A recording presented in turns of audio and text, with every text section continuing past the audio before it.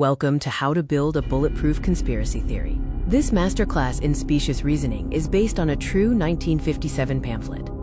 The pamphlet claims everything about Easter is a sinister Babylonian plot to worship the ancient sun god Baal and his consort Astarte. Our mission is to reverse engineer this to understand the anatomy of logical fallacies.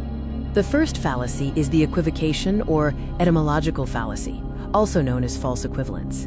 It assumes that words sounding similar across languages and millennia share the same historical origin and intent, like Easter and the goddess Ishtar.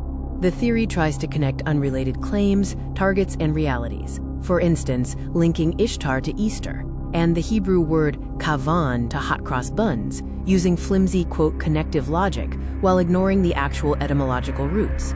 This is a non sequitur, meaning, quote, it does not follow. The pamphlet makes wild leaps across thousands of years. Simply because two cultures, separated by 3,000 years, baked round bread does not establish an unbroken lineage of demon worship. The decision tree of doom demonstrates how the mere shape of the bun supposedly supersedes the buyer's intention, leading to the conclusion that anyone buying a hot cross bun is a Babylonian pagan. Next, we encounter guilt by association. Sharing a superficial characteristic, like dyeing an egg, with an outgroup, like Druids, does not mean you share their theology, intent, or guilt. The false cause fallacy, or cum hoc ergo propter hoc, means with this, therefore because of this. Facing east while the sun rises does not mean the sun caused the worship or is the object of the worship. The false dilemma is forcing a complex reality into two extreme, mutually exclusive categories, the persecuted little flock versus mystery Babylon the Great, to manipulate the reader's choice.